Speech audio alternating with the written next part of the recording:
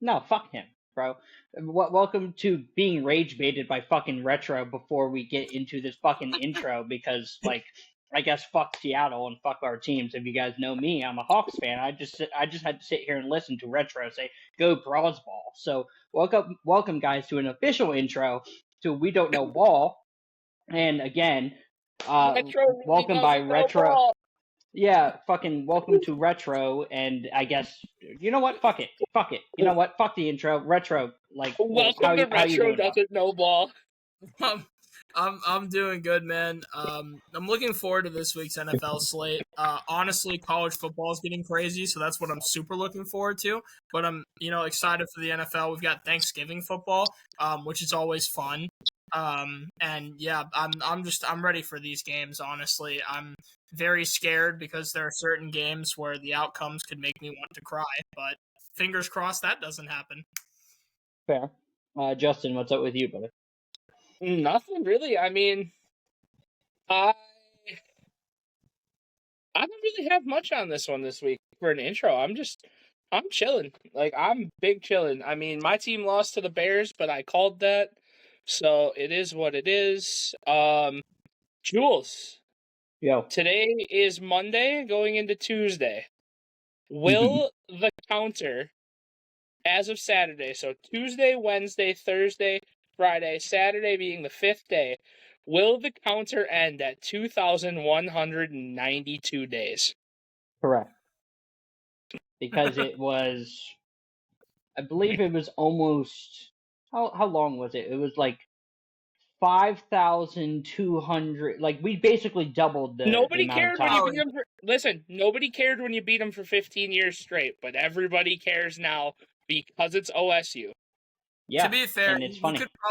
You could honestly cancel like 3 or 4 of that because they were cheating, and then just like leave off like some. I'm going to tell you this right now, Jules, and I'll make this and I'll say this live on the podcast. If Michigan wins this week and they continue the run in the next season, whenever this number ends, I'm getting that number tattooed on me. Because there's no way, no how that the team that is so favored to win the national championship should not beat Big Blue this weekend. There's no way they can. There's no way they lose, right? Universe, gods, college football gods. There's no way Ohio State can lose.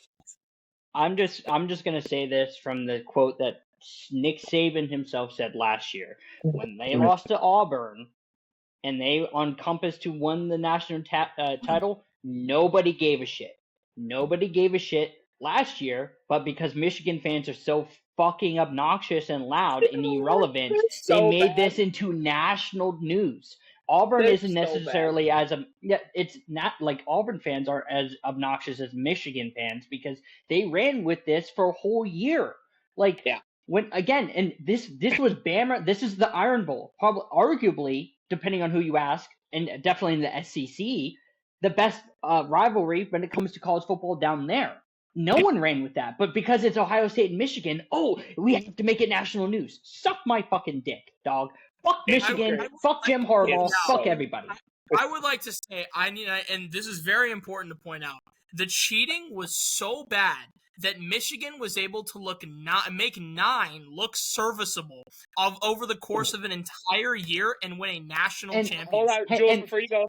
That's one time this podcast that Retro has made JJ McCarthy relevant. All right, go. I'm just saying it's funny because if you remember during that cheating scandal, they were projected to go and play against Georgia. It was either Georgia or Bama, and guess who they played? TCU. And guess what happened? TCU, the big fucking ginger, Max Duggan, of all players. Nobody remembers who Max Duggan is. The big fucking ginger put belt to ass to that Michigan team because they cheated and they went to the wrong team because they weren't projecting TCU to win. And as soon as TCU plays them, belt to ass. That's the biggest thing. I would like to say specifically the Duggan to Quentin Johnston connection. I think Quentin Johnston had like 180 yards that game. He went crazy on that defense. Yep. So Alright, that's well, that's my that's our spiel. It's We can enough get to college NFL football. stuff. It's enough college Screw football Michigan talk. and screw Virginia Tech, baby. We're coming for both of you. Lock Got it. in. All right. Well, anyway, since that's enough college football talk, I'm going to continue to rage bait Jules throughout the week by talking about Michigan just because I can. Two things to get into really quickly, and I mean they're very quickly before we get into a game slate. Yeah, Bears win. Bears win. Stay on top of the NFC North. Retro, I understand. Retro, I understand you. No. Listen, Wow. I don't care. You want to call it mediocrity, you want to call it this, but at the end of the day, at the beginning of the year, who was right? You know what? Christmas did come early. Rudolph the Red-Nosed Reindeer came to town, and he got absolutely taken out because he is Mason Rudolph, and that is what he does. He loses football games. Thank you, Correct. Mason Rudolph. And when the Bears get trounced by the Eagles, it is going to feel that much better. You can say that, but remember, you also picked the Steelers to beat them last week, and I knew my team wasn't going to beat them, but it is what it is. The other thing I want to get into, staying in my division, Jules, this kind of pertains to you, kind of not. Your former quarterback was sacked 10 times by the Cleveland defense. 10 times. My former QB. Oh, yeah. That fucking man, Gino. They got 10 sacks. So for Cleveland, again, the defense is so damn good. The offense is so damn bad. I'm sure he's not the answer, but he does look better than Dylan Gabriel, and I don't care what anybody says. You know what's funny, not really that quickly hard before to you do. go on? No, before you got that 66-yard touchdown throw, how many air yards did it go?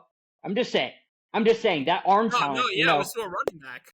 It was to a running back as almost like a screen draw out pass. Yeah, it was kind of like a screenplay. I want to point out, by the way, 3 of those sacks were from Myles Garrett. Myles Garrett is going to break the all-time sack record in a season. He's going to break it. He needs 5 sacks. He's going to break it. Completely in agreement, and I don't think he takes the rest of the season to do it. I think he does it in the next 2 weeks and then pads his stats. So I would like to introduce a question. If J.J. Watt got into MVP conversations for that one season that he had, why is Myles Garrett not in MVP conversations if he breaks the all-time sack record? So the only reason why I would say that, and you bring up a really good point because I was actually having side conversations with a couple of my personal friends. The only reason why is because you remember that year they were utilizing him as like an extra down lineman and getting tight ends while Myles Garrett isn't getting any of those looks. So like he's contributing on both offense and defense, while Myles Garrett is obviously going to obliterate that sack record. Didn't he catch 3 touchdowns that year? Yeah, I think he had like 3 or 4, I think. But like, so what I would say is honestly on that one, what the Browns should do is like put in Myles Garrett for a couple fullback dives, get him a couple of touchdowns on his resume. And then, that could honestly pad those stats. As far as I'm concerned, this guy, and especially this year, and I'm not going to say the MVP convo is weak, but like the biggest thing that Matthew Stafford. Well, here's what we're not going to do. Because most valuable, it doesn't matter. Most valuable player also has to do with their team success. That man's team success isn't better than Jules' college team. What are we talking about right now? The Browns defense. Best team in Ohio. The Browns defense wouldn't country be mile. The Browns defense wouldn't be top 15 without Myles Garrett. I mean, like that defense is literally. Doesn't matter. They're not winning games. I'm not doing this with you right now. That doesn't matter either. It 100% does when it comes to a most valuable player award. No, yeah, I would somewhat agree because it goes down to like the valuability of said position. I think you're right. I think defensive players should get some more love overall when it comes to MVP. Wouldn't agree that Myles Garrett should win it, but we should start really evaluating how impactful some of these defensive players are, specifically now. I mean, we just came off of like Aaron Donald, for example, all-time great interior lineman. Myles Garrett is putting up this kind of stuff. I mean, I doubt that a corner could get it, but like if there's somebody who can get you double-digit interceptions in a year legitimately, like a PS2 or Derek Stingley, I'm just throwing names out, you know what I mean? I think there should be real value when it comes to defensive players and how they can specifically impact. Who do you think the last guy would fit? Who do you think the last guy is that would fit that conversation? Who had like the least ability to throw his direction? It's not maybe picks, but it's batted balls. Like, I mean, like when Richard Sherman was in the prime in Seattle, like you couldn't fucking throw to that. I'm not saying he's in the conversation, but I'm saying no, for sure. What kind of guy level? Like, do you have to go back to like a Revis Island type? Do you have to go back to like Ty Law? Do you have to go back? Well, like, how far do you have to go back? I think I feel like there's almost a lockdown corner in every year. I think Stephon Gilmore, when he was in his prime, was a super lockdown corner. There were those like 2 or 3 years that he had where you literally couldn't throw his way.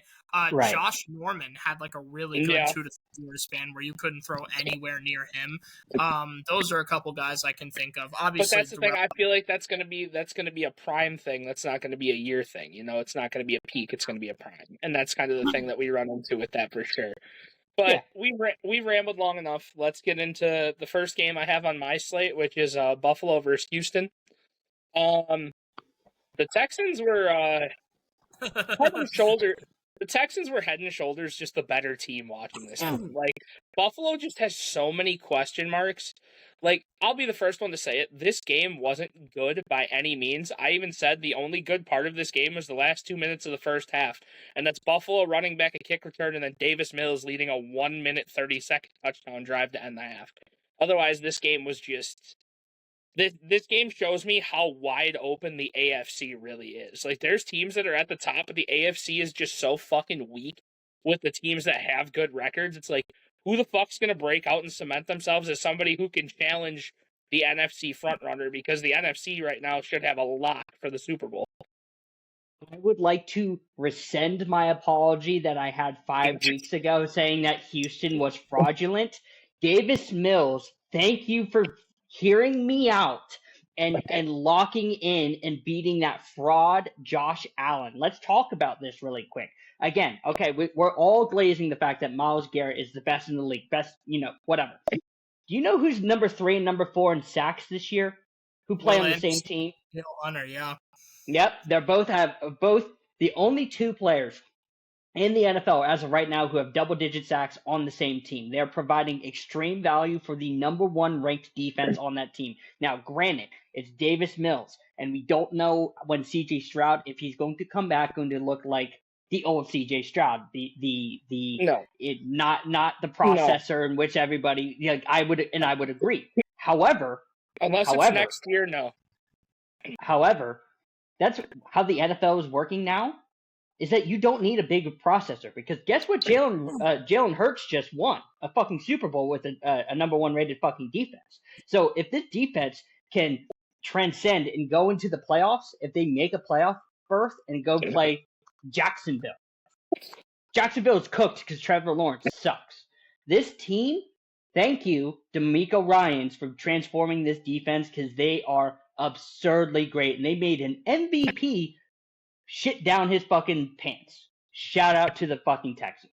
I mean, watching this game, Houston's defense clicked on every fucking front, whether it was their front 4, their middle 6, or middle 5, or their safety. Everything looked great. I don't really know how to argue it. They do have 2 of the top end pass rushers in the game, like we just talked about.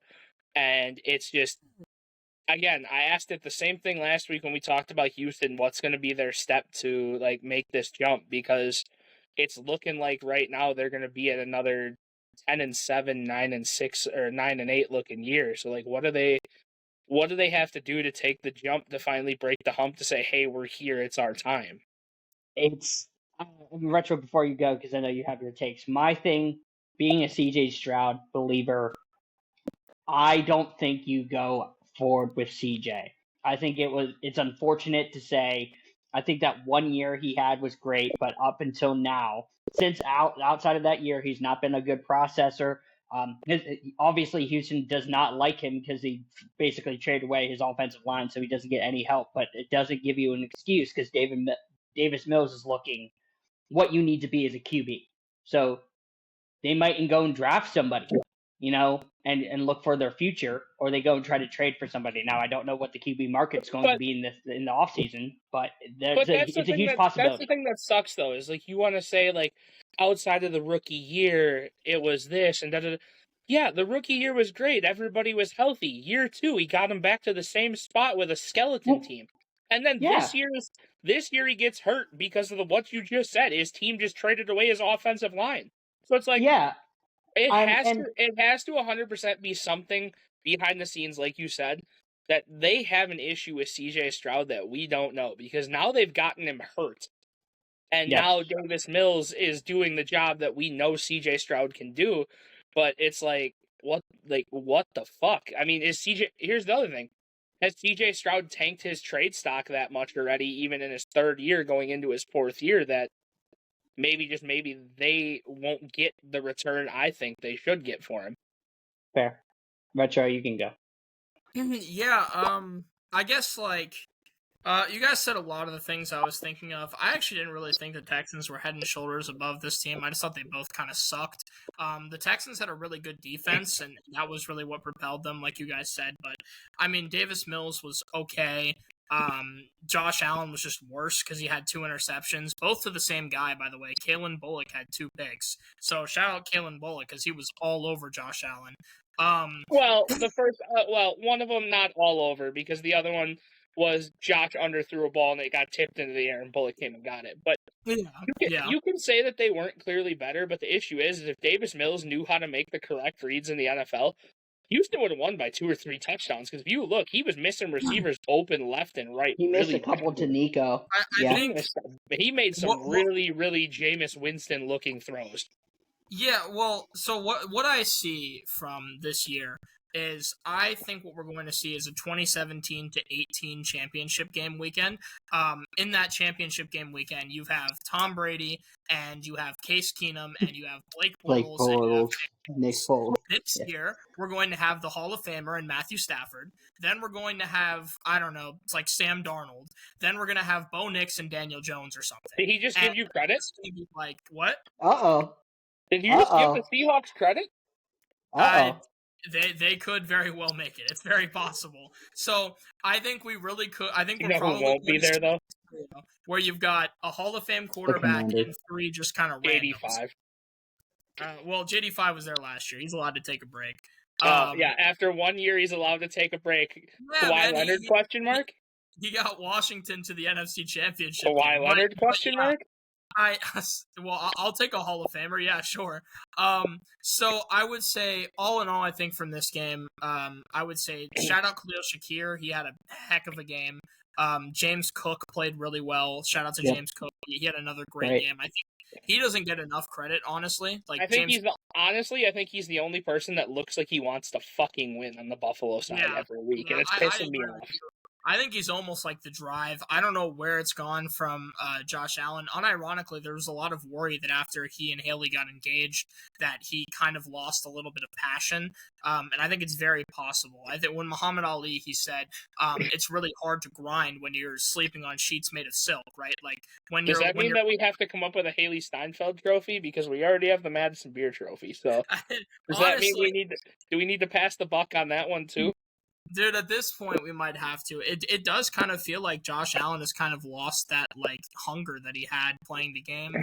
And obviously the Bills are going to make the playoffs, but the question is, what are they going to do once they get there? And I said that as my last note on here. I said, these are games Buffalo needs to win to build momentum down the stretch. And for them to drop this game is just...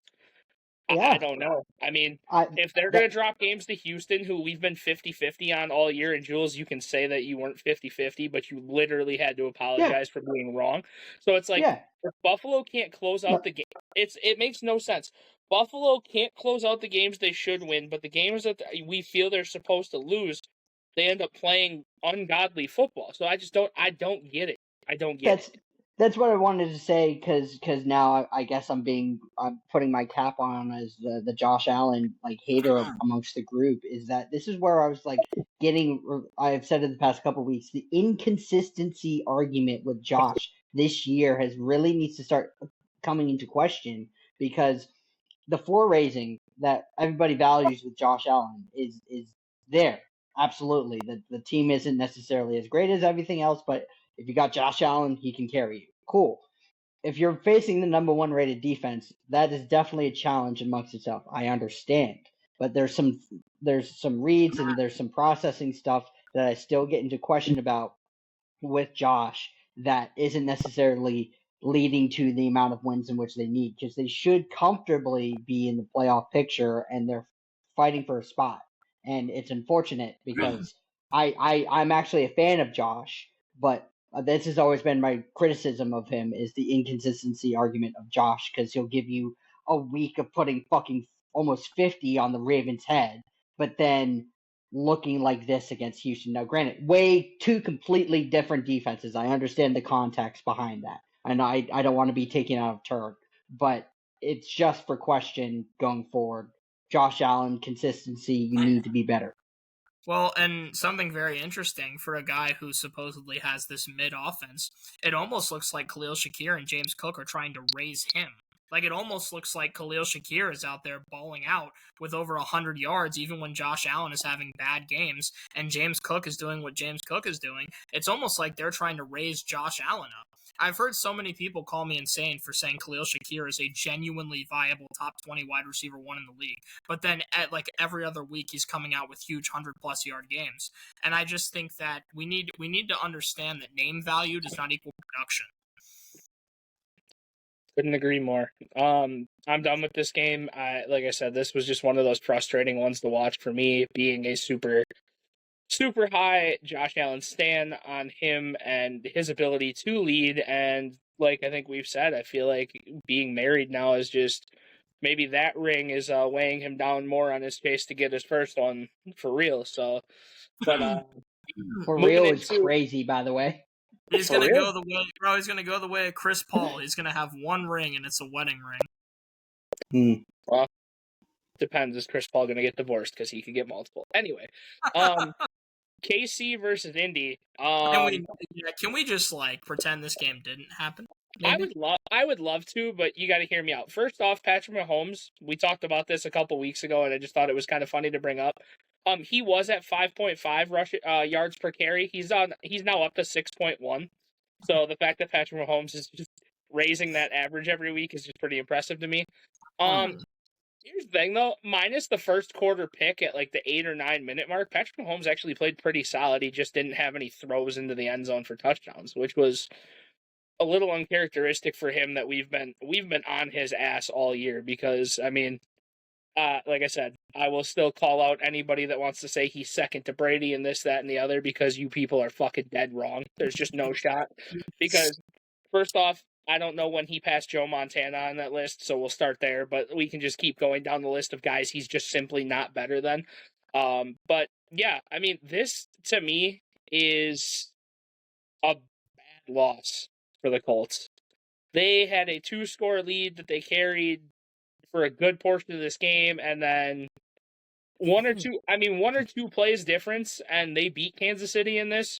Regardless of Kansas City's year, beating Kansas City is still going to be a thing you try to notch in your belt, especially when you're trying to make a playoff run.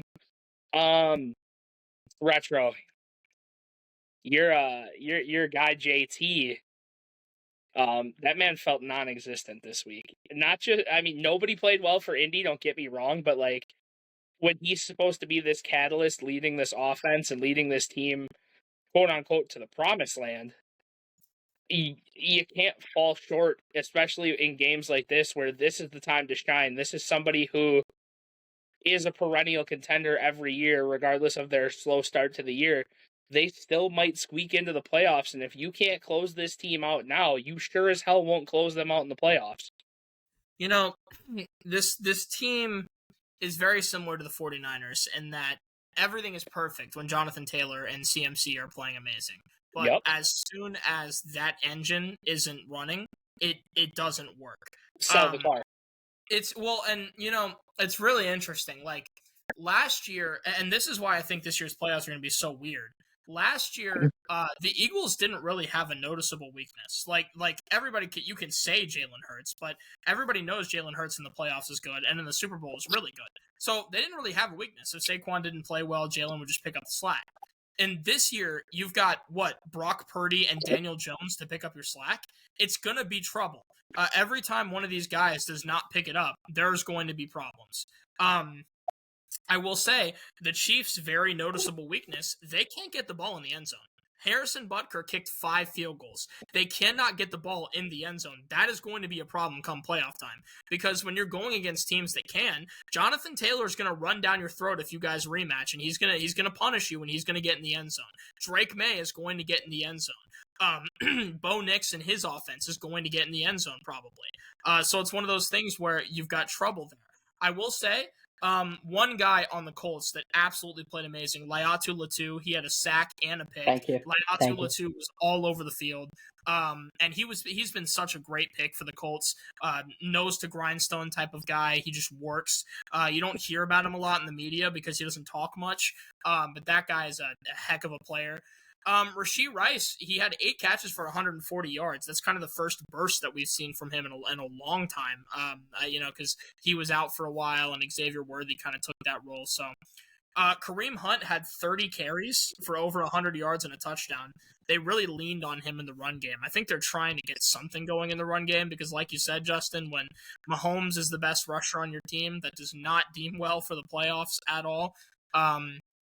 And then as far as Mahomes goes, because you guys talked about it a little bit, yes, he had 352 yards. He also threw 46 passes. I think my thing with Mahomes is even in this game, he didn't look particularly dominant. The Mahomes that we knew from the past is getting into the end zone because 4 out of 5 of Butker's kicks were within 30 yards, which means he's getting right up there into the red zone. You gotta convert. They haven't been able to finish, and that's been, I think, their biggest problem all year. I mean, before we started recording, Jules wanted to arguably, and I can't even believe I'm going to repeat it because it's going to come out of my mouth, but Jules wanted to say that Patrick Mahomes is Harrison Butker merchant. So, I mean, I don't really know. Like I said, I mean, I'll be the first one to discredit his greatness when you put him against the Kings, but you got to respect what the dude has done. I mean, but it's the same shit. It's a what have you done for me recently thing. And I don't care if you were the MVP. We just went over the Josh Allen thing. I don't care if you were the MVP last year. I don't care if you threw 50 touchdowns. If you come out here and you play like dog shit and you lead your team to dog shit, you're dog shit. I hope you understand that. I want to be very clear about something. There is this narrative, like that Justin Herbert, for example, is living off of his 5,000-yard season he had in his second year. Mahomes barely hit 4,000 2 years ago. Last year, he didn't hit 4,000. This guy has been living off of his seasons 3 seasons ago and before. This is not the same Mahomes that we saw a few years back. This is a different Mahomes. Did he make the Super Bowl last year? Yes. Did he make the Super Bowl because of him? No. That team was running off of fumes. And they were running off of fumes, and then as soon as they get to the Eagles in that Super Bowl, the Eagles made it very clear that Mahomes was getting carried the whole time, because as soon as he didn't have a line that was amazing in blocking for him, and as soon as Mahomes couldn't, get all the time in the world, that guy crumbled under the pressure. And you can't even say it was just his O-line in that game, because there were times he made throws where he was just scared. He was playing like a scared child on that football field last year. And that is my thing. I think today we need to understand. It is cool to say Mahomes is top 4 all time. He's got all these great accolades. That's true. But this league is a recent league. You need to understand what is going on in the year that it is happening. And this year, Mahomes has not been a top 5 quarterback. It is what it is. Yes, and quickly because of that too, because the same narrative, if you remember when they played Tampa Bay against Brady, he was running for his life, he was throwing, literally, he had nothing, right? And everybody gave him the benefit of the doubt. When they play the Eagles and he's going through the same exact thing, the narrative then changes because he got those championships against the 49ers and he had this peak and you brush it beautifully. It's, what have you done for me lately? And what have you done for me lately is that the league is now going to be predicated on running the football and having a good defense, which KC Dunn was doing last year. They had a great defense.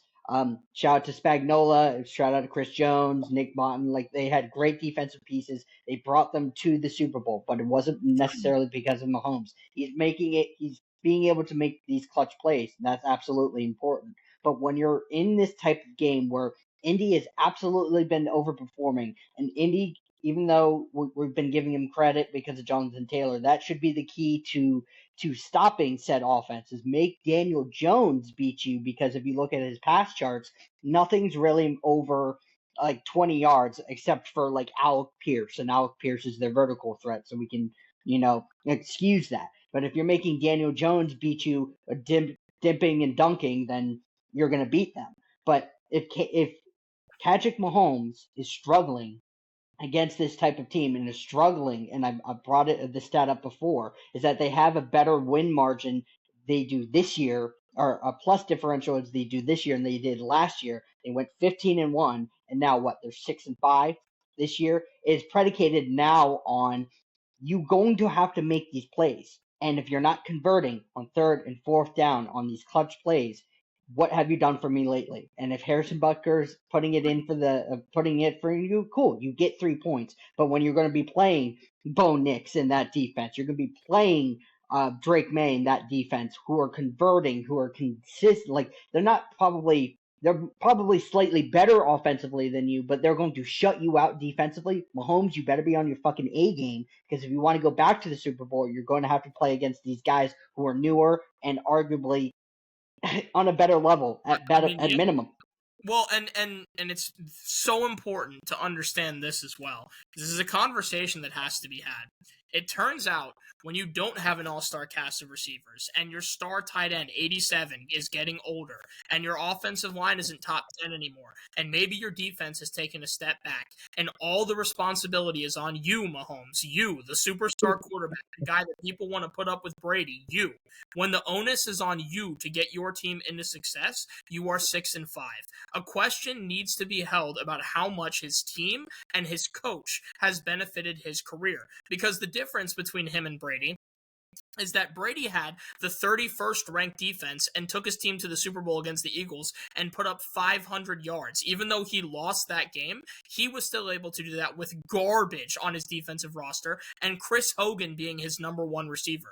We need to have a conversation about Mahomes and how much he has been benefited by his team. I don't want to hear his name next to Tom Brady's. It is a disgrace to football to try to compare him to the man that sunned him at the age of 40. We do not need to be having that conversation. That conversation is disgusting. Mahomes is still competing with Peyton Manning as far as I'm concerned. Call me when Mahomes has a 5,500-yard passing season. I just don't see it. I don't see the comparisons. I think it's probably not fair. Like I said, if you want to measure his prime, if you want to go prime for prime, band for band with these top 5 guys, go right ahead. But if you're going to try and say career for career, he's not. There's plenty of guys that have had better primes, maybe not with the results of a Super Bowl, but there's plenty of guys that have better primes with better numbers, better touchdowns, better everything, that he's just not simply ahead of. But you guys want to say, like I said, I'll say it for all of us here, we are not ring culture guys. We will never be ring culture guys. So if that's what you want to bank this man's career on, is ring culture, then go have that conversation with somebody who doesn't know the sport, because that's the way they do it. If you want to be a box scoring ring culture guy, go have that conversation with guys who don't know the fucking game. You don't have to listen to our podcast, and I tell you right now, you're not going to find a podcast to listen to that's going to entertain your shit with that, because it's just not the way the world works. Fair. I'm over talking about it. I can't stand Kermit the Frog as a player, as a leader, as an everything. I've never been high on him or Kansas City. I think the conversations that happen with Tom Brady and people saying that he's always had a top defense to bail him out and this, that, and the other. Hello, we're in the same fucking cycle right now. The difference is, like Retro said, Brady got there with a 31st ranked defense. So what does it fucking matter? Like, that's just the way it is. Just because Mahomes got there with all the weapons in the fucking world, I'll give him credit where credit's due. He's never had an established run game to set up a play action, and he's done what he's done. More power to him there. But I'll tell you right now, even in his decline right now, if they can find a way to get a running back on pace to do things to free him up that they have to try to stop the run, and if they can get 1 or 2 lineman pieces, I think KC can get back to where they were the last couple of years. But until that happens, I don't want to hear about them. They shouldn't make the playoffs after the year they've had. They shouldn't make the playoffs, because I'll tell you right now, if they do, they're going to get fucking embarrassed by whoever else they have to play in a fucking play-in game to get into the next round of the playoffs. It's not going to fucking matter. They're not special. Just to be super clear as well, for people who have this like dumb conception about competition or something, I want you to tell me if you think that Patrick Mahomes could have competed with the Legion of Boom Seahawks defense or No. the greatest show on turf Rams offense. Please, please. I would love to hear how Patrick Mahomes outscores Kurt Warner's greatest show on turf. I'll tell you this right now. You can say the Legion of Boom. I'll take it one step further, and I understand you're going to say it sounds the bias because of the praise I've been giving their team currently. I would love to see Patrick Mahomes have the time in the pocket to throw the ball against the Monsters of Midway, or the Monsters of Midway 2.0 that they had 6 or 7 years ago. They're not.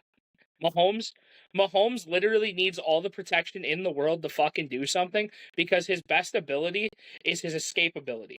His ability to look elite is because if he has 8 or 9 seconds after he's got 3 to 4 in the pocket and then takes another 4 moving around to the outside, that's when he looks the fucking best. That's when he looks the best. His ability to draw a linebacker out of zone or out of coverage to come try and stop him from running the ball is when he looks the best. If you make him pocket pass and he can't scramble, he struggles, and we've seen it. And just to be clear, none of us are hating on Mahomes or saying he's not an all-time great. We're trying to bring the conversation. Well, okay, Justin is, but we're trying to bring the conversation back to earth. All we're saying is, can we please stop putting him in the same conversation with 12? He and 12 are not in the same stratosphere. Tom Brady did what he did to him at the age of 40. If he had to play Tom Brady at 30, it is raps. It wouldn't have. You think 31-9 is bad? It would have been in the 50s. Like, that game would not have been close. There are 5 things I hate in football: the Ravens and their fans, the Eagles and their fans, Vontez Burfict, Mike Tomlin, and Patrick Mahomes. That is what I hate in football. And the fact that Patrick Mahomes has cracked that list for simply just being him is just annoying to me. Justin, anyway. You don't like having a winning record every year? Huh? You don't like having a winning record every year? Oh, So, just again, I'll elaborate on my team again. Elaborating. So, making the playoffs automatically assumes you're not getting a good draft pick. And we never trade for any shitty team's draft picks, so we're never having a good draft pick. But then not winning a playoff game, let alone a Super Bowl, in the last 6 appearances. You know what? You might be able to beat, like, Bo Nix or Daniel Jones this year.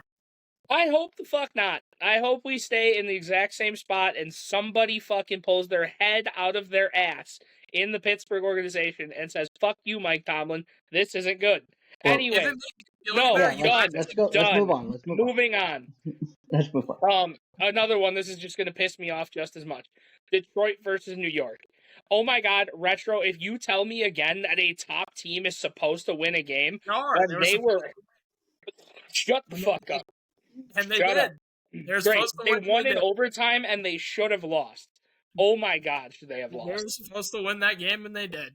Oh, supposed to. Yeah, cool. It's about time that fucking Jahmyr Gibbs actually, took over the offense and said, this is my team, and I'm going to go do things. 15 carries, 219 yards, 2 rushing touchdowns, and a receiving touchdown. The man did everything. Every fucking thing. No slot. Oh, really? His name's barely in the box score. Slant Merchant didn't really help his team much. It was Gibbs. Wait. It was the Gibbs show. You mean the 149 yards and a touchdown that he had in the air? You mean that guy? And why was that possible in this game? Yeah, I agree. John was great. John and Amon Ra, those were the 2 guys responsible for that game. Detroit, I've been really high on you for the past couple of years. I've thought that before you guys went into your run, I said you guys have the pieces to make a run. Now you just got to do it, and you got to get the coach. Dan Campbell was the answer. Dan Campbell got you there. Dan Campbell, Mr. Defensive-minded coach. Your secondary just got picked apart by a guy who thinks eating his fingers constitutes a win. He only completed 50% of his passes, 2 touchdowns and a pick, but you also let the man catch a fucking touchdown reception. Not to mention, make whatever linebacker was in coverage look stupid. Jameis looked like a receiver. The ball was underthrown. He came back, caught it with 2 hands, shook a receiver, and then had like 13 yards after catch. Are we fucking serious right now, Detroit? And you want to be a top contender in the NFC? Dude, you guys should stay the fucking 3rd place in the NFC North because you guys don't. I'm so confused. I'm so confused. Jameis Winston still so much fun to watch play I football. was gonna say that's the thing though, is this is why I say New York should have won this game. Because the first fucking half, Jameis looked unbelievable. He did. In the second half, he disappeared. I don't know who they had at quarterback. They had Casper He had a under classic, center. dude. It was a classic Jameis Winston game. Classic he had Jameis. 50% completion percentage and only 18 passes that were completed, but he still had 360 yards. Yeah, unbelievable. Jameis, the actual king of the arm punt. But I want to give credit to not just Wandale, who has emerged as the number one option in Detroit, which I love to see. I want to give credit to Theo Johnson and Tyrone Tracy down the stretch there at the end of that game, coming up with some big plays. Theo Johnson with 2 big catches on that last drive. Unfortunately, they couldn't finish it off. But dude, the Lions, man. The Lions. I don't get it. You guys are sitting in third place in the NFC North. You are in. This is the one time I will shit on my own opinion of knowing that the Bears would compete for the division this year. The Lions should have been front runners in this division, head and shoulders. Nobody should have touched them. They probably should have been the odds-on favorite to make it as far, if not to the dance, like they did last year. Like I don't get it. I don't get it. You can't be taking a team like the Giants to overtime. You just can't. I mean, I have them tied with the Packers. That's probably what they'll end up being. It'll probably be Packers, Lions, Bears, Vikings is my guess. Like I said, outside on this game, besides Gibbs and Amon-Ra, I mean, the Giants were the better team. The defense looked better. The offense felt like it free-flowed better because they got more guys involved and it looked like an actual offensive team. This was a certifiable backpack job by Jahmyr Gibbs with the help of Amon-Ra St. Brown. This game makes me fucking angry. I almost wish the Giants would have just won because it would have been more poetic that way. I definitely wish the Giants would have won. We need draft position. I need the Giants to lock in and win some games. Please. Yeah, there's a lot of question marks with Detroit. You guys remember me saying beginning of the year, I think that they'll kind of sleepwalk into a wild card spot. I know that you're high on Chicago, but the remaining schedule is Green Bay on Thanksgiving, Dallas, LA, Pittsburgh, Minnesota, Chicago. So that's a kind of a rough slate for a couple games, depending on how you view Pittsburgh and Chicago and Green Bay. I'm pretty solid on it. They will beat Green Bay on Thanksgiving. They will beat Green Bay on Thanksgiving. They'll beat who on Thanksgiving? They'll beat. Oh, I'm sorry. I'm getting ahead of myself. The Lions should beat Green Bay on Thanksgiving. Head and shoulders should. Chicago has a tough schedule. That's the thing, is this whole division has a tough schedule on the way out, and they all have to play each other again. So it's going to be. We're gonna get to week 17, and I don't think we're gonna know who's gonna win the division at that time. Green Bay is going to use the Lions for their turkey. Instead of eating turkey for Thanksgiving, they're going to eat lion. Yeah, sorry, the Lions aren't losing to Green Bay twice in the season. It's Brother, just it is Toyota-thon, and we are on Turkey Day. Jordan Love is about to go stupid. We are Detroit on Turkey Day. It's just Toyota-thon conquers all. That's great, and I hope that game is as good as the next game we're going to talk about. Yeah, I mean, let's go right into it. I'm going to call this game the Tale of Two Halves, because that's exactly what this was. Philly versus Dallas was the tale of two halves. It was all Philly in the first, and it was all Dallas in the second. And I couldn't be happier. This game should not have been as close. Brandon Aubrey, you can't just make kicks when it matters. You have to make kicks all the way down the stretch, please. Please, for the love of God. Like, don't make this scary next time. If this doesn't solidify Dak's comeback player of the year, I don't know what does. Retro, you can act any way you want. I feel like you're just upset because these two teams are running the division your team was supposed to. And yeah, man, congrats on your 4 wins. Meanwhile, Christian McCaffrey has already secured comeback player of the year 4 weeks ago. Not with his 89 yards he had this week. You mean the fact that he's top 10 in receiving yards in the league and top 10 in rushing? That guy? Yeah, I know. Believe me, I watched an old clip of you saying you don't know if he's a running back or a receiver. I'm well aware of that. Yes, so my point is he has already won. Dak can use this cute little game that he had where the Eagles decided to fumble the bag, and that's cool and all. It's just this game. It's just this game. Dak, just this game. Yes. Hey, he has what? 3 wins? 4 wins? Yeah, 4? they're Yeah. 5-1. Yeah, great, man. Yeah, They're doing awesome. And that's definitely not on his fault. It's his defense letting him down. The man I mean, say what you want. the You man deal was with what you leading the man was leading the top offense the first 3 weeks of the season. They were the top offense in football, and they've continued to put up good numbers. The only problem I have with their team is continually dropping Lamb. That man sucks. Oh my George god. Pickens low-key might be better than CeeDee Lamb at this point. At this point I'm ready to give it to you because there was a honestly. No, there was a play in this game where Dak escapes a sack, rolls right. This was like second and like goal from like the 7. And CD makes a double move in the end zone to get open, and Dak threads the needle. Hits him right between the 8s. Like, I mean right between the 8s. And CD doesn't catch it. And CD proceeds to get up and bitch that Dak should have led him to the corner. Motherfucker, it hit you in the numbers. Catch the ball. Oh my god. I think everybody god. knew that if George Pickens could just get like the anger issues under control, that his talent was absolutely unbelievable, and he's just being let loose in Dallas. It's like I already knew that he was great because he was on our team and underutilized. Oh, dude, he's him. He's crazy. Dude, his crazy. hands are unreal, and his athletic ability, his vertical, it's unreal. The way he can get over defenders, yeah. No, I mean, I think CD was pretty clearly better. People understood why I was so excited for the CTE twins in Pittsburgh this year, and then we lost one of them. We get Unk at quarterback, and then we get the CTE towers on the outside. Are you kidding me? That would have been fun to watch. Too. It sucks too, because between the two, George Pickens would have 100% been the guy to keep, because that guy is him. DK as a number 2 would have been fucking phenomenal. Yeah, that would have been a crazy duo, I think. Though honestly, to be fair, like that CTE duo with A-Rod at the helm actually might just not have worked, because the locker room might have imploded by like week 4. It would have been interesting for sure. Yeah. I mean, it kind of sucks that P4 isn't here, so we can't. I have that as a note here. I said, so glad P4 was on last week, because this week I just laughed the whole time he talked. Yeah. Shout out Matt, but man, dude. I picked the Cowboys against my better judgment, and it turns out that I was actually right. So I picked the Cowboys out of hating Philly, and I was right.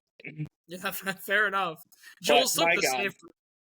Yeah, I took the safe route, and I chose Philly. And again, like, I do think that even though they lost, like, Jalen looked good. Like, and this is what this game forced Jalen to actually have to play quarterback. And that's the thing. That's my note, is that I think the misconception is like Philly is always like now getting Saquon and having this dual threat is they don't want to be throwing the ball. We see AJ Brown bitch and moan and all this kind of stuff, but when he's predicated to, okay, let's make some passes in like the high tension games, even though this is a regular season game, he shows up. And I have never liked the warranted hate for Jalen. I never have. I think AJ Brown and Devontae Smith had a combined 199 yards, man. Like Jalen just went back to that formula of, hey, dude, I got two of the best. I got like the best wide receiver tandem besides maybe like Jamar Chase and T. Higgins. I need to use these guys. Like, we just need to start airing it out. Even Saquon, he couldn't get anything going on the ground, but in the air he had 50 yards on I think like 7 catches. Like, he was even getting Saquon involved. I was gonna say he had a couple runs where he was actually able to get outside the tackles, but he had to make somebody miss in the backfield to get there. I mean, he had a couple, I think it was like 3 or 4, 6 or 7 yard runs. You guys can do the fucking hand thing again, but that's literally what it was. Like, he literally was able to get outside the tackles after making somebody miss and have a couple of effective runs. Jalen Hurts still led the Eagles in rushing this week, which, yikes. But my last note on this is, and this is in my opinion, this is purely my opinion, I cannot believe that Dallas was a part of the 2 best games of the year to watch. Like, this game and then the Packer game, I don't. Dallas. You know, and it's time to give the old man his credit. I thought maybe Jerry was just out of his mind. He still is. The Kenny Clark, Quinnen Williams defensive tackle is duo, unbelievable, dude. I mean, they'd stop Saquon in his tracks. Like, that defensive tackle duo is doing exactly what they thought he was going to do. And now that they have Overshone back from injury, Overshone is playing a good like linebacker into edge kind of like hybrid thing, and he's getting good pressure. Their defense is starting to look a little better. The only problem is they have zero secondary. Like that secondary is chalked. I don't know why they thought Trayvon Diggs and Deron Bland was the answer, because they couldn't guard a stick of asparagus. But they try to jump every single ball, and it doesn't work anymore. So now it just looks cringe. I don't know. I think as crazy as this sounds, and this just again could be me because I think he's just the biggest zone merchant in the entire world. I think Deron Bland would benefit from a move from corner to safety, just because of the ability, just because he does have great closing speed. He's very good at reading the ball in the air. I don't think he's going to be elite by any means, but I think he would benefit a shit ton if he could sit in cover 2 or cover 3 and be able to come down from over the top of receivers and do things. I don't think that anybody in Dallas will ever figure that out because, well, it's Dallas, but yeah, I mean, just let him play like a ball hawk free safety. Literally, just, hey, dude, go out there and just anything that comes your way, go catch it or go knock it down. I mean, the man led the league in picks, 2 years ago now, where he just put up an ungodly amount of interceptions. If he could do that from a safety position and just let him roam, I think it'd benefit his team and that defense a hell of a lot. I agree. Honestly, you could put both of them. You could put both of their corners should be playing safety. 100% agree. You put Deron Bland at strong safety, Trayvon Diggs at free safety, and I think they go get if they found a way to get actual corners that know how to play man. Yes, 100%, completely agree. Yeah. The letdown game of the week for me: Tampa Bay versus the Rams. Can we just be so clear that Matthew Stafford is the MVP? Like, it's done. Yeah, I literally have as a note on here to think Stafford almost didn't play this year and is basically a lock for MVP is insane. Dude, I forgot about that. The back problems. The back problems. They brought it up. Listen, there's 2 things they brought up during this game that genuinely just made me angry the whole time. First off, anytime Stafford dropped back, I heard about his back. Anytime. I was like, it was ridiculous. The other thing I heard probably 30 times during the game. Tampa Bay has to stop the run. Tampa Bay has to stop the run. They really need to engage in stopping.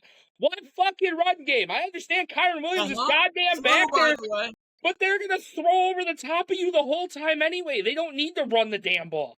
And neither team. The thing is, neither team had a run game this game. It was very just like it was very gunslingerish. And I want to say this before you continue. Oh yeah, go ahead. I don't care what anybody says. They said that Baker only has a low-grade strain to his non-throwing shoulder. That man, I've seen him play through a lot worse than that. There's some other lingering issue that they're not bringing up. There's something seriously wrong with Baker Mayfield because that man couldn't even generate any throw power without wincing or grabbing his off shoulder. So all I can say is thoughts and prayers to Baker, to whatever this is, because for them to say it's just a low-grade strain is simply not true. He would have played through that. We know the dog that Baker is, so I hope it's not something super serious, but for them to say it's a low-grade strain just seems like bullshit to me.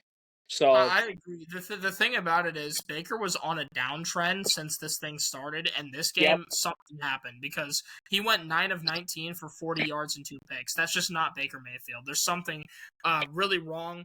And Teddy Bridgewater threw for more yards than Baker Mayfield did.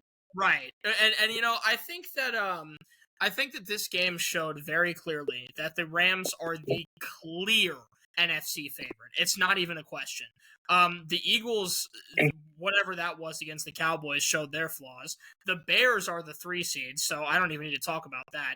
The Buccaneers are 5, and they don't have Baker Mayfield, so they're not doing anything. The Seahawks have playoff Darnold. The Packers, I mean, they honestly are probably the biggest threat. And the 49ers, all you have to do is stop CMC, and that team collapses like a house of cards. So realistically, to me, I cannot see anybody challenging this Rams team.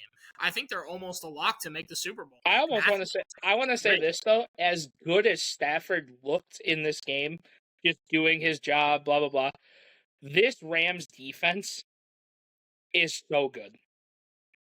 They had 4 sacks, but it felt like Well, and in those 4 I'm not even sacks, listening to this bullshit. No. It says they only had 4 sacks, but I felt like they were in the backfield every fucking play. well, dude, with those 2 sacks, it was Kobe Turner that had 2 and Jared Verse that had 2. Yep. Those 2 have been such a nasty combo this year. Like, they're so good. Like, this Rams team is just loaded. Their defense is awesome. All right, we've glazed them enough. Let's hear from the Seahawks fan about how his division rival isn't better than him and this, that, and the other. And when they get to the playoffs, they'll choke against them. Blah blah blah. Let's go. It's fucking irritating because you guys aren't putting context behind anything. The Tampa Bay Bucks, who have a schedule of one of the easiest schedules I've seen, and yes, Baker is hurt. Yes, absolutely. The Rams are beating up and have beat up offensive lines this whole entire year. They beat up on Philly's beaten up offensive line. They beaten up on our beaten up offensive line. They beat up on the Bucks beaten up offensive line. So you guys are missing one guy. Gray Zabel is one of the best guards in the league. It's not even. But it doesn't even matter. You're right, and they will continue to do that in the playoffs because these teams will continue to be hurt. And exactly, but they're looking good because everybody else is hurt. If the Rams win the Super Bowl, it's a Mickey Mouse ring because everybody's hurt? It is a Mickey Mouse ring. Oh boy! Why would there be any legitimacy to anything that they beat up every single year? Yeah, and they beat up on injured teams. Oh no! Oh, I'm moved. Get the fuck out of here. Injuries happen every single year. It's absolutely. And the closest time they were able to beat a fully healthy team was Philly. And guess what? Saquon said, "Give me the ball and let me run down their throat in the snow," because Matt Stafford choked that game, right? Okay. So weird. The first time they get against a healthy team, they lose. So when the Rams beat the Eagles again in the playoffs when they're healthy, what's the excuse going to be? That hasn't happened yet because Philly has owned the Rams in the off. Well, I'm saying when it happens, what is the excuse going to be when that happens? So what, there would be 2-1 against Philly in the offs? It sounds like Philly is 2 wins to 1, right? Jules, can we also talk about the X Factor that they received this year? Hey, Jules, you mentioned something to me before we went live tonight. Who's the only player in the NFL with double-digit touchdowns right now? Davante Adams. And you know how many yards he's gotten for his, I believe it's 6 out of his 12 touchdowns. They've been 1 yard, 2 yard, 1 yard, 1 yard, 1 yard, 1 yard touchdowns. Hold on. Do you know what that means about all these other teams that we've talked about that the Rams do that they don't? What, be able to throw fades to Davante Adams? Yeah, absolutely. Put the ball in the end zone. And off of short field situations. Doesn't matter. They get themselves there. If you have a game plan, you don't know. This is the same arguments I have when you guys want to shit on San Francisco. If you have the ability to do something, why the fuck wouldn't you do it? So if you get into short yard situations and you play a team that has a better secondary that's going to cover these better and this, that, and the other, what are they going to do? They're going to hand it to Kyren Williams. When they get sick of Kyren Williams jamming it down your throat, what are they going to do? Go back to that lob ball. So my thing behind it is you guys want to get mad about these things that these teams do, but when they do it correctly just because of things that you don't like with their team, that's when we have a problem with it. That's the issue. Right. The Rams, regardless of who they're beating up on, injuries happen every year. There are teams that get there by beating fraudulent teams because they're injured. I don't care. You capitalize on what you're dealt with. That's the way this works. That's the way sports have always worked. You can't just say, oh, well, he was hurt, so this game doesn't matter, or this, that, and the other. So when the Rams are barely top 10 in both offense and defense, but they're the favorites. They're a 9th ranked offense and a 10th ranked defense. That's a juggernaut. Are they not the most balanced team in football? I was going to say Seattle has a better offense and defense. Sure, and they also have Sam Darnold in the playoffs, which means they're going to collapse. That's just how Sam Darnold works. No, what have you done for me lately? In this system, we might see that get erased, but I think best case scenario is we see these two teams duke it out, and I'll tell you right now, it will be the best game of the year. These two duke it out in the playoffs. I disagree. If Kevin O'Connell can't fix Sam Darnold seeing ghosts, then you like McDonald can't. No one can fix this seeing ghosts in the playoffs problem unless Darnold for some reason has like a revelation from God and figures out how to throw a ball in the playoffs. They're gonna lose that game. Because we love to add context because we just shit on Patrick Mahomes. So when Matt Stafford gets Von Miller, Jalen Jalen Ramsey and creates a super team. He wins a ring. We're so moved by that. But now he has this less help and a same coach who can put him in a better offense. And now he's executing it with Devontae Adams, Puka Nacua. So how much help does Matt Stafford really need, guys? Wait. That's not fair to do to Matt Stafford for the simple fact that you're arguing the fact that Matt Stafford built a super team and this, that, and no. Matt Stafford came from dog shit Detroit before dog shit Detroit was the superpower Detroit, got moved to the Rams into, oh God, I'm going to say it and Jules is going to run with it, into a better system for the way he plays the game to elevate the other players and the younger guys around him. Therefore, Matthew Stafford was the leader. Yes, did he have a better defense than he had in Detroit? Absolutely, 100%. Did he have more weapons, not better weapons, more weapons than he did in Detroit? Absolutely. But at the end of the day, you cannot discredit what Matthew Stafford did in the Super Bowl run, what he's done since then, and what he's doing this year. You cannot discredit the guy for what he has done in the situation. He's doing what he's supposed to do with the cards he's dealt. No, That's what I'm trying to get across. This isn't even the problem. I'm not even granting you this. He elevated the living hell out of Cooper Kupp, who nobody had heard of until Matthew Stafford got there. He elevated the living hell out of this random BYU kid named Puka Nacua. He elevated the hell out of Blake Corum, who was a running back out of Michigan who was mid and was not drafted as a first-round grade. He was a very decent running back, but Donovan Edwards usurped him in the national championship game. And Matthew Stafford is taking these weapons that are not round one weapons, that are not weapons that you would see other quarterbacks being able to do crazy things with, and he's putting Puka Nacua and Cooper Kupp in Triple Crown conversations. Matthew Stafford is doing right now what we saw Tom Brady do in New England. Yeah, dude, to pretend that Matthew Stafford is like being carried and is not elevating massively is insane. But Tom Brady. So Devontae Adams wasn't a Hall of Famer prior to Matt Stafford? Devontae Adams is like 45. Devontae Adams was a Hall of Famer prior to this. Here's the argument, though. That's the same. That's the same equivalent as when Brady got Moss. What are we talking about? And guess what? Devontae Adams is a better hand. Is better hands. No, Devontae Adams has been. Devontae Adams was one of the best Hall of Famers. No. Devontae Adams has been a top 5 wide receiver prior to Stafford being there. Yes, when he was and Randy Moss was a top 5 receiver prior to getting to New England. What? He was doing that on the Raiders? Really? That's news to me. That's news to me, Justin. I thought you were a big football guy than me. Hold on. No, Retro, shut the fuck up. What are we talking about? It's the same kind of thing. He's out here putting up touchdowns. The same way when Moss was doing his career, got to New England, and then went and had a best season of his career. And guess who made the call? It wasn't Brady. It was Bill Belichick. It wasn't Tom Brady. It was Bill Belichick, not Tom Brady. It is the exact same thing. Same thing with McVay.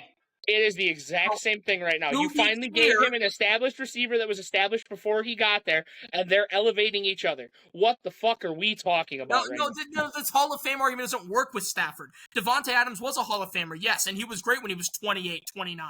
Matthew Stafford's getting him at 40, bro. This guy is old. He was cooked. Matthew Stafford took Devontae Adams. I wouldn't say he was cooked because he was putting up numbers. No, you can't say he was cooked because he was putting up numbers with his old college quarterback in Vegas, maybe not to the extreme that he was, but he was awesome. Weird. But then he went to the Jets and did it with Rodgers as well. But I'm just saying, Jules, you can't. Hold on. You can't discredit it because what is happening is the same thing. He's getting Brady got Moss out of his prime.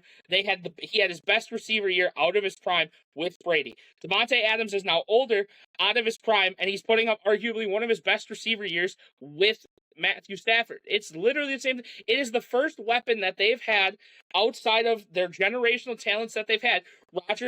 Brady never really had it, got Moss. Okay? That's what it was. He created all these other Hall of Fame receivers that nobody wants to actually say that Brady created. Devontae was a partner with A-Rod, who was the best duo in football at the time. Nobody can tell me differently. I still hate Aaron Rodgers, don't care. Now, he's past that prime, into LA, and now he's rejuvenating his career to go out on top with Stafford. I don't understand how it's not the same. Both quarterbacks took these guys that were mid as fuck, made them elite, guys that nobody else wanted, nobody else needed, nobody else even knew who the fuck they were. Like Retro said, they weren't top picks, they weren't guys that were going to be established guys. He went out and elevated these guys' careers to make them look really fucking good. So the fact that you can't agree that the Rams are now elevated by not just Stafford, but the addition of Davante Adams and their 9th and 10th in offenses and defenses, to say that they can't be a front runner or they shouldn't even be in the talks for a front runner is insane. They're not. And They're by not. the They're way, fraudulent. more than this, because I'm not even granting, there's so many things I'm not going to grant. Tom Brady is to Julian Edelman what Matthew Stafford was to Cooper Kupp. Cooper Kupp was literally a random from Eastern Washington until Matthew Stafford picked him up and said, "You're going to go win the Triple Crown under me." As far as Davante Adams is concerned, he played okay on the Jets and Raiders. He was nowhere near where he used to be. Correct. And this year, he is the best red zone threat in the NFL, Correct. undebatably. His Wait, fade so route when- has been unstoppable. Guys are fucking lying. Cooper Kupp had 1,000 yards with Jared Goff prior to him. He was one of the top 10 wide receiver in 2019. But he wasn't a Triple Crown receiver. Yes, because of McVay. You think Not because of Stafford. That's the reason why Goff got traded to Detroit for Stafford, was because Goff didn't fit McVay's system. So what right? you're telling me right now? So what you're telling me right now is he took a 1,000-yard receiver and turned him into a Triple Crown guy as well. That's what. And you think that wasn't the Hall of Fame quarterback? That was Sean McVay. So did Joe Burrow make? Jamar Chase a Triple Crown grader? Did Jake Delhomme make a Steve Smith a Triple Crown winner? Is this just by your logic? Different. No, that's not completely different. I'm going with your logic.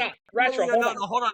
Okay. No, I'm going to take this. Are you talking about first-round grade Jamar Chase, the receiver out of LSU that everybody knew was either the first or second best? No, I'm going by your logic. Logic. How is that your logic?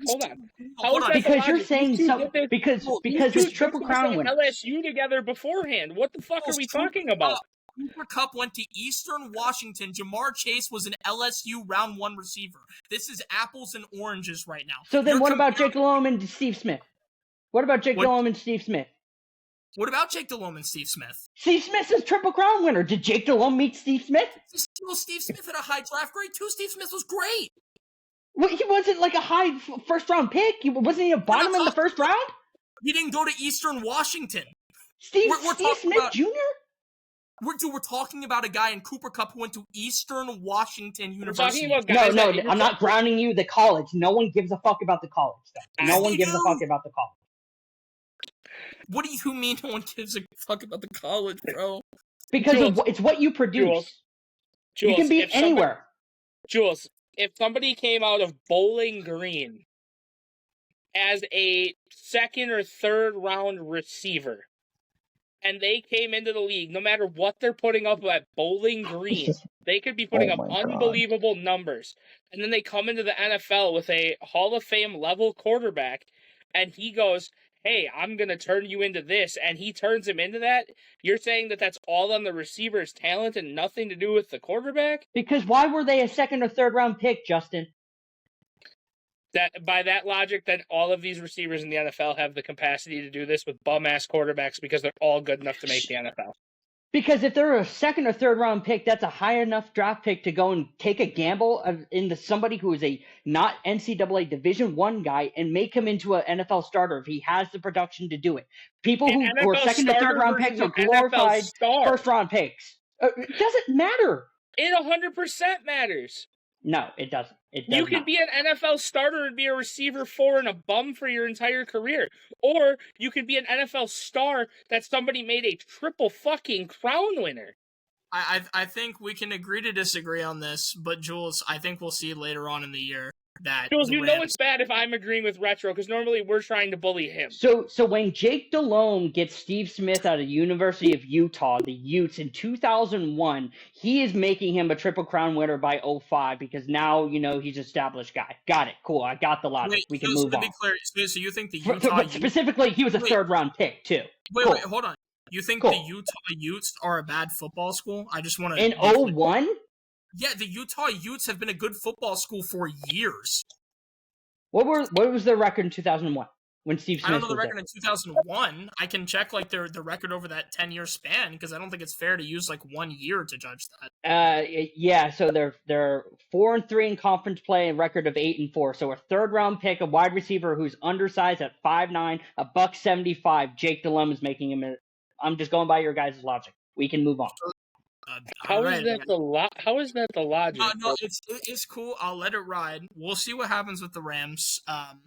Maybe Jules is right. I guess we'll see what happens with LA moving forward. I guess We just gotta stop talking. Again, we bring up the past way too much on this shit. I mean, we should just stay current because you guys want to argue about things that happen. I'm just trying to say that Devontae Adams is a bright and surging star for this team, and it's nice to see that he's doing this, but I don't think he'd be doing this with any other quarterback. So Stafford is 100% helping revitalize his career. There's no way he would have gotten this shot anywhere else and put up these numbers. That's kind of what we're after here, and it makes that Rams offense that was already good better. Damn, did we just fucking tangent forever. Anyway. Good segment, though. Good segment. That's our game slate. God, we need clips of that if anyone can understand anything because we just yelled at each other on top of each other for 10 minutes. But anyway, yeah. My favorite part is I just got to fight Jules. Now I get to let Jules and Retro just fight each other. My favorite part. Our pick 3, cut 5s. Jules, do you need a second to calm down? Because you seem a little rapid. All right. I'm fine. So I took a little bit of a different approach with the first one this week. Best of Madden cover athletes. Oh, okay. So you're taking them. I want you guys to right now discuss if you're going to take them on peak, prime, or career. Oh, I mean, in all of these guys should be Hall of Famers. I think 7 of the 8 actually are.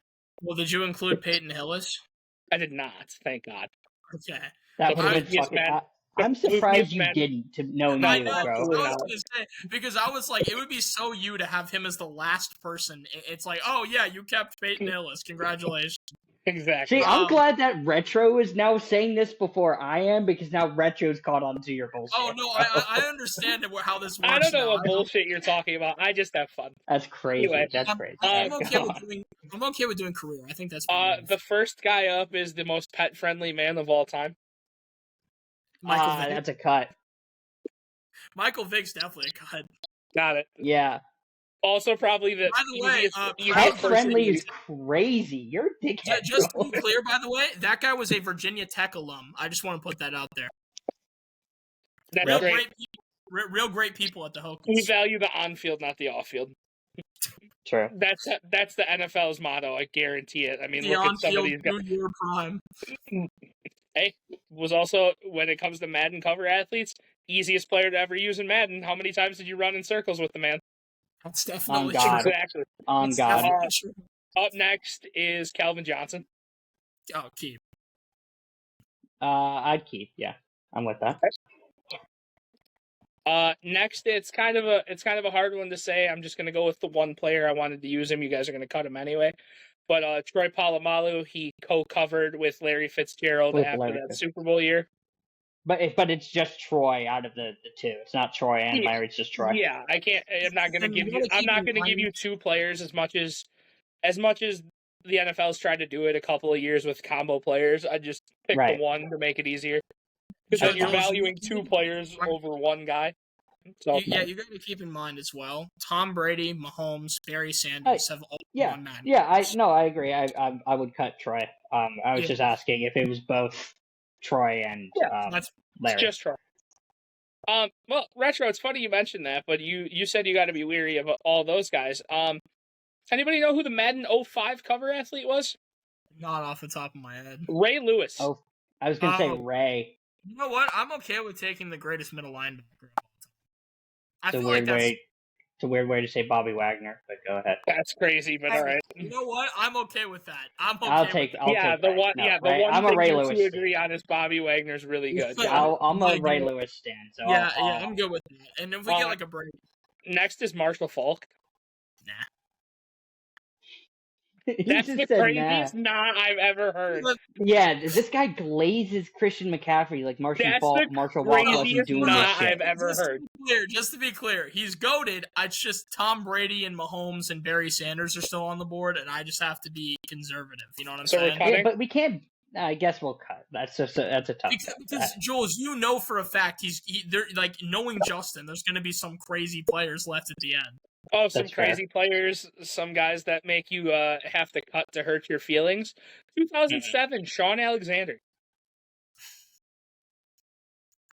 Retro, we're not doing it.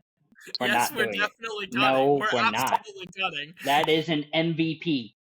That is an MVP. You're cutting an MVP, by the way. Yeah, over Tom Brady or Mahomes or Barry, yes. Don't. Yeah, they don't touch him. They don't touch him. They don't touch him. That's a That's goat why right I there. love this game. Hey, but mind you, 14 kids fucking. He's trying to compete with Phil Rivers of playing an AAU football team. Fuck it. Speaking of which, since I just pissed off Jules now that he's gonna have to cut Sean Alexander. Retro. Certain fat boy receivers under 500 yards this year. Start writing your essay. Oh yeah. Yeah. My essay is gonna say he was hurt. He was hurt. He was hurt. He was hurt. I told you that doesn't count. That counts to me. All right, so we're cutting Sean Alexander. Not cutting Sean Alexander. Next is Gronk.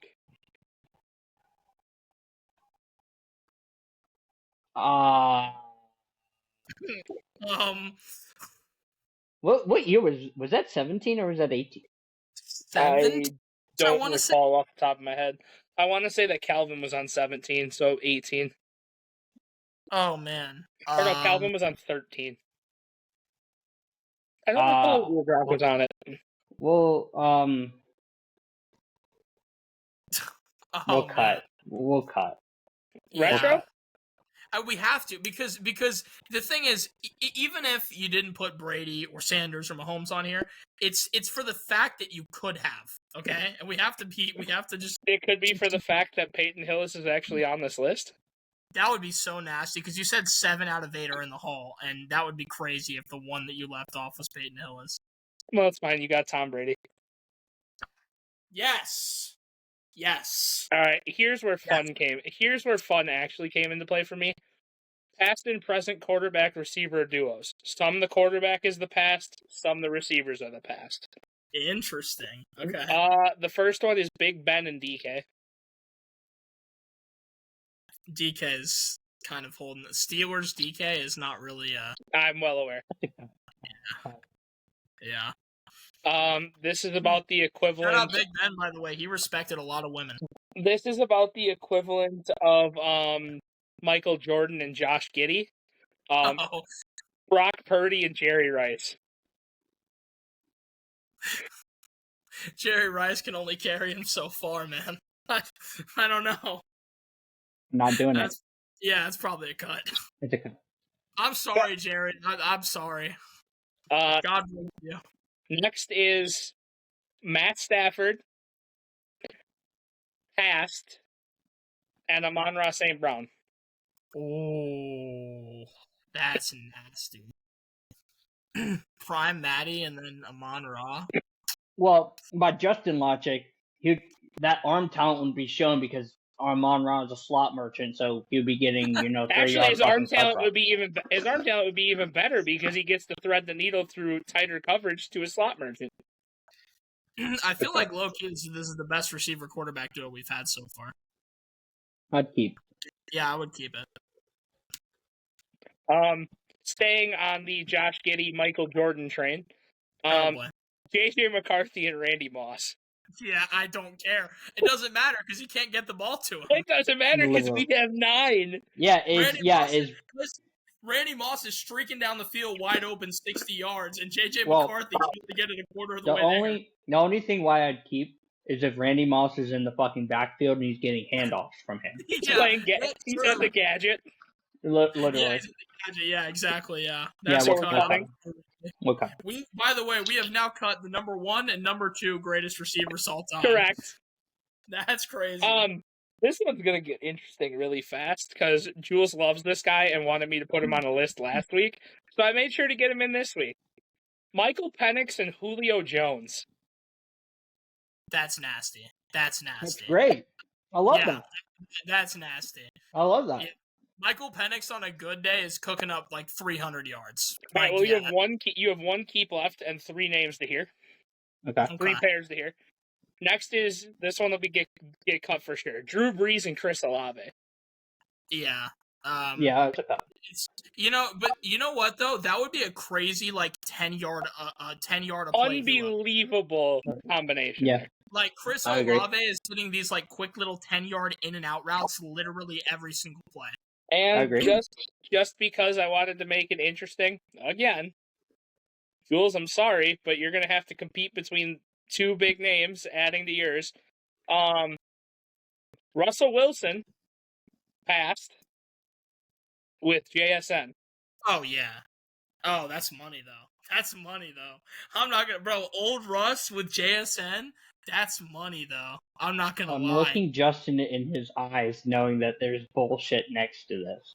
But it's like, bro, if Jermaine Kearse was cooking with Russ, JSN is, oh my good lord. I know what you mean though, because it's like, bro, it could be like Tom Brady or something, and I don't know, like Keyshawn Boutte. Justin, look at my fucking camera. Stop giggling like a motherfucker, bro. I mean, it's like, oh man. I'm trying to think of like duos, because obviously the biasness says yes, but we still have, Mahomes, Manning. Yeah, I was gonna say it could be like Boomer Esiason and Jamar Chase. Could be like Peyton Manning and Cortland Sutton, I guess. Could be Burrow. It could be Joe Burrow and Chad Ochocinco. Oh, that would be disgusting. No, yeah. Fuck you, Justin. We're taking JSM. We're taking the left wide receiver. I'm okay with that, honestly. Dude, prime Russ would have been slinging it to JSN. We're keeping. Yeah, I'm fine with that. I can't wait to push JSN over Calvin Johnson agendas by in 3 weeks. So well, you kept Stafford and Amon-Ra. You kept Penix and Julio. You cut Big Ben and DK, Brock Purdy and Jerry Rice, JJ McCarthy and Randy Moss, Drew Brees, Chris Olave. And your last cut is TB12 and Emeka and Buga. that's fun. Retro. What? Retro. What? Because we were just shitting on what's his face? Dude, he would have made Buga a triple crown winner. Jules, bro, Emeka Egbuka and Tom Brady. All right, Retro, you're doing tricks on it right now. Let's fucking relax, bro. We're doing tricks. Bro, yeah, now you're doing tricks. Yo, get a fucking I got a towel in my fucking laundry room right now. Do you need it? Anyway. Junior, bro. Emeka Egbuka would be a triple crown winner. So last week the last 2 weeks you guys have tried to connect quarterbacks to the receivers they've thrown to. This week you're going to connect the receiver to the quarterbacks he's caught touchdowns from. Good God. No, good God. I already know where this is going to fucking go. Well, no, it's not so bad. Who do you think it is? I don't know. Oh, no, but there's going to be a wide receiver who's been in a franchise for a long time with a whole bunch of shitty QBs. I can guarantee you that. This is not that nasty. I didn't think there'd be this many names with it. It's Randy. Okay. Randy Moss? Randy? Yeah. Yeah, because he's been to the Vikings, Raiders, Patriots. Okay, so Brady, Culpepper. Slow your roll. Brady, yeah. Culpepper, yeah. Who was throwing it to him on the Raiders? No, who was throwing it to him at fucking Marshall? Do we know the QB there? No, just NFL. Was it NFL? I was gonna say NFL. Because it might have been Pennington. I don't remember, but yeah. Okay. So, who's the QB on the Raiders? That's what I'm trying to, bro. Because they were bums, so I don't even. Was it Gannon? Nope. Was it Gannon? Who in God's green earth? Who's throwing? Shout out NFL MVP Rich Gannon, by the way. Interesting. I'm giving you a hint. I'm giving you a hint right now. Okay. Wait, what? Was that one? Oh, McCoy? That's Texas. Vince Young. Right? Vince Young. Oh, wait, Vince Young was quarterbacking the Raiders? No, the Titans. He was on the Oh, Titans. I forgot he played for the Titans. Yeah, because he was like everywhere. Didn't Vince also play quarterback for the Raiders after the Titans as well, though? Yeah, ironically, yes, I'm pretty sure, but we all know him on his Titans stint. So Wait, on the Raiders, was it like Jamarcus Russell? No. It's a little bit. That's a little bit too early. I'm gonna give you two names I don't think you're gonna get. One is Marquise Tui Sosapo. Yeah. Ew. Yeah. And the other one is Spurgeon Wynn. Ew, what? Whoever the fuck that is. You just made him up. Yeah, that's what you guys say every week. Wait. Was he there when Matt Castle, when Tom Brady got hurt? Matt Castle. Yes, sir. What's ball knowledge? My brain is just stuck on the Raiders, and I'm just trying to think, and I literally there are 6 names on here I think you guys should still get. 6 names is kind of fucking crazy.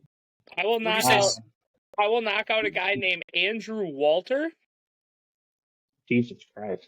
And I will knock out the most generic name I've ever seen in my life, Rusty Smith.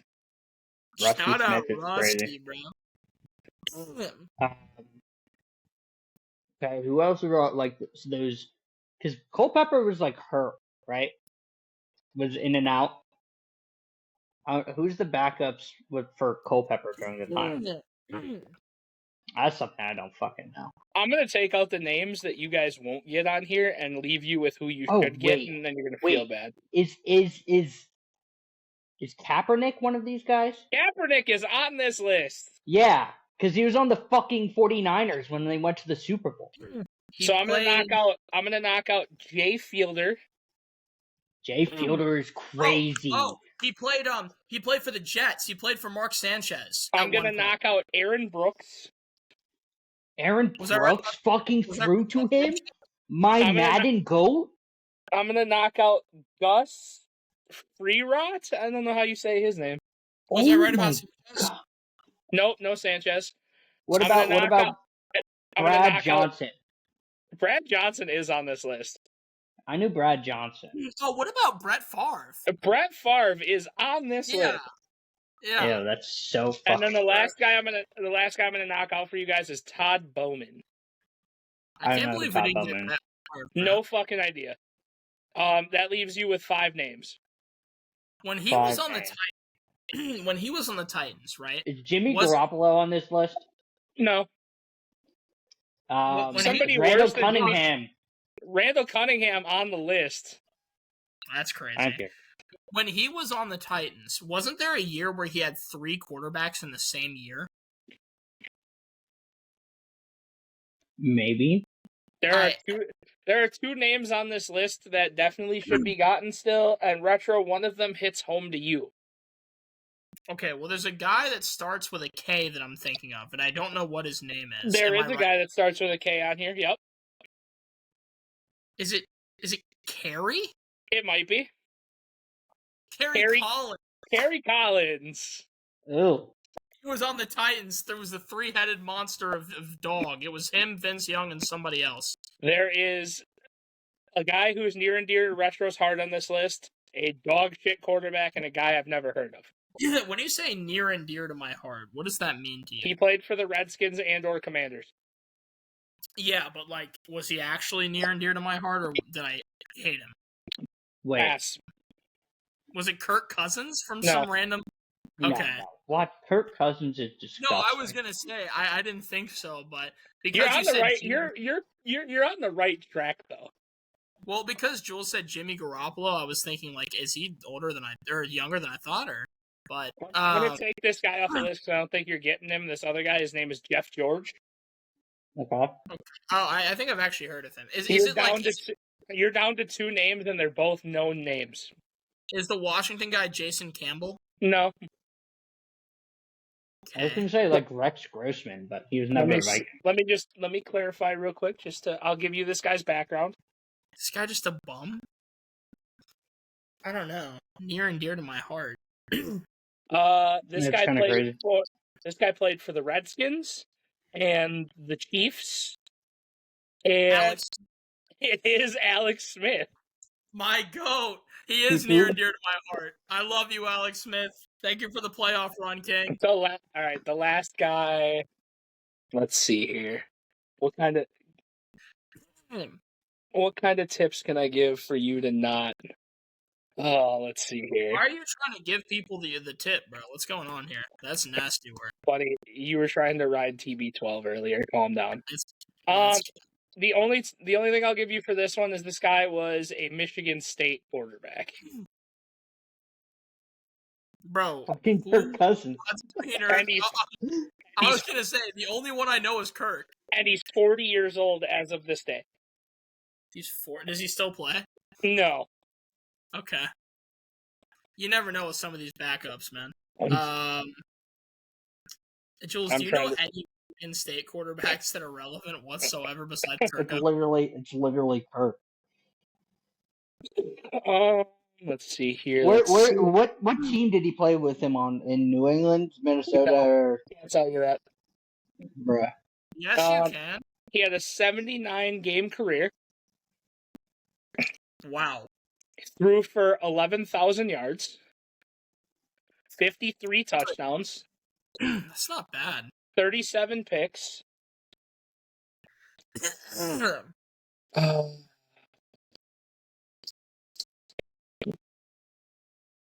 He's an Ohio native. He's an Ohio native. He's played on 1, 2, 3, 4, 5, 6, 7, 8 different teams. 8 teams through 12 years. 15 years, sorry. And he's an Ohio native.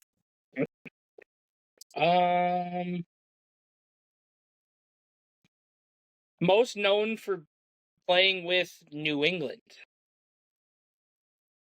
That is all I will give you, because that's a lot. A lot. Is it Bledsoe? No.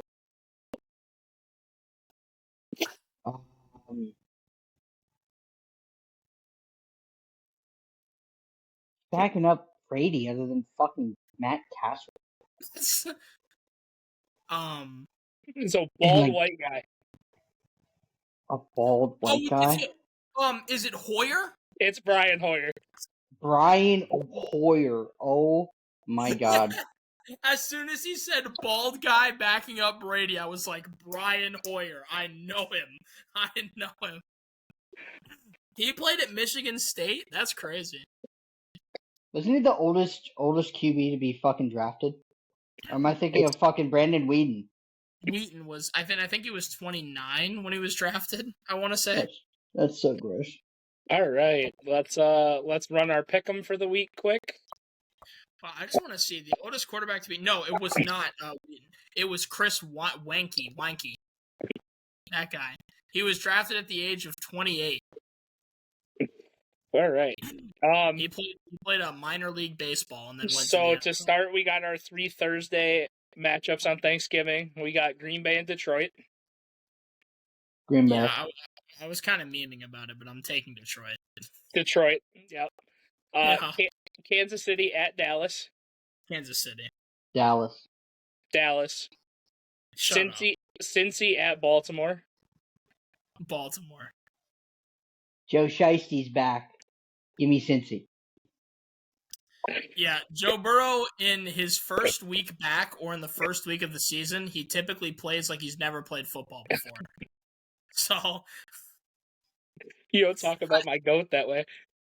Hey, I love him too. Okay, I think he's the best in the league when healthy, but I think I have to base it off of that. As much as I want Joe to win, I'm gonna go Baltimore and pray I'm wrong.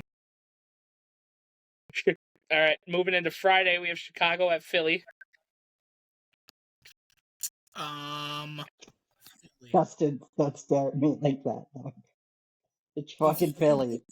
To beat Philly in Philly, you are a nasty. You're operating on nasty levels. Give me Chicago. Jesus fuck. San Francisco at Cleveland. Yeah, bro, you are so chalked. San Francisco, obviously. San Fran. Obviously is crazy. Let Here's the me thing. bet on Shador. We just talked about how good this defense is, and we talked about their whole offensive scheme being a running back. So I'm still taking San Francisco, but this one's a toss-up to me. Bro, do you think Shador is gonna do it? I don't think so. I think that there's a good possibility that the defense holds San Francisco, and that Junkins might do it, not Shador. I guess that is technically a possibility. Jacksonville at Tennessee. Jacksonville. I'm gonna go upset. I'm gonna go Tennessee. You're gonna this, but when I that Cleveland could beat San Francisco, I think that's a better. They put up 24 against them. Cam Ward looked good. Joel's drinking the Cam Ward Kool-Aid. I liked what I saw. Because they won by a touchdown. That's why he's drinking the Cam Ward Kool-Aid.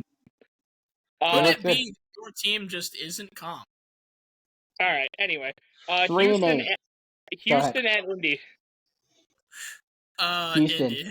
I was gonna say the hardest game for Jules to pick this week. literally. Davis Mills, baby. Gave me Davis Mills. CJ's set to return, so I don't know. I'll take Houston. I'm taking Indy because they're at home. Yeah, that's right. The pick'em game of the week: New Orleans at Miami. Miami's favored by 6. Miami's favored by 6. Dude, Miami's low key making a run a little bit. Taking Miami. I know we were talking about takes earlier. Jalen Waddle, the true number 1 wide receiver of the fucking Miami Dolphins. Give me Tua. You know who? Achane needs more credit because he's been goated this year. Well, I'm gonna take the Saints and play the upset. I'm taking Tua ball over. The actual piss break game of the week is Atlanta at New York Jets. I'll take Kirko. Give me Kirko, baby. I don't know why you guys are looking at me. I'll take the tie. You'll take the tie. Take the meteor. I'll take the Jets. Kirko Chains, baby. He's about to come to New York and take over the plot. Arizona at Tampa Bay. Tampa Bay. Tampa. Arizona. I think Teddy Bridgewater is going to beat Arizona. I don't. I think Jacoby Brissett's going to win this game. It's possible. The all-time NFL leader in receptions. Retro. Watch me come full circle on this and watch Jules get angry. The front runners in the NFC, the Rams, play in Carolina. Yeah, the playoff contention, Carolina Panthers, led by Bryce Young. Give me the Panthers. Led by you mean led by Rico Dowdle? Led by Rico Dowdle. Led by Ted Arroyo McMillan. Yeah, led by Ted and Rico Dowdle. The Rams. Featuring Bryce Young. The Rams. You know, it's like that Drake song with Block Boy JB. Bryce Young's on the song. Your fucking team. It's the Rams. We got 9 playing in Seattle. Yes, we do. That is genuinely going to be a fun watch. It's going to be Seattle, and it's going to be really funny. Seattle by a million. By a million. I cannot wait to watch 9 navigate those waters. That's going to be great. Buffalo at Pittsburgh. Buffalo. This is the actual shit fest of the fucking week. Inconsistency versus if Aaron Rodgers comes back, it's going to be mid versus mid. I'm going to take the tie. Rudolph the Red-Nosed Reindeer versus Josh Allen. I'll take Pittsburgh. I'll take the Bills, but I honestly think it can go either way. The Raiders at the Chargers. The Chargers. The Chargers. You're not betting on the Chargers. It's the Chargers. Yeah, but what if guys? What if Gino just has this random fucking game against the fucking Herbert? No, he did it against the Patriots. He had that random. Anyway. That's why I'm laughing. Dude, that random game against Drake May where he just locked in. Denver versus the Division 6 team.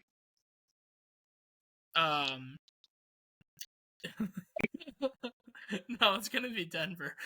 Yeah, exactly. Thank you. Thank you. And to be clear, I hope it's Denver. Please, I beg, do not let us upset you in this game. For God's sake, we need draft picks. Believe me, nobody's betting on that. Even though it's only a 6.5 spread, which is insane to me. And then Monday, listen, they know that our team packs a punch, Justin.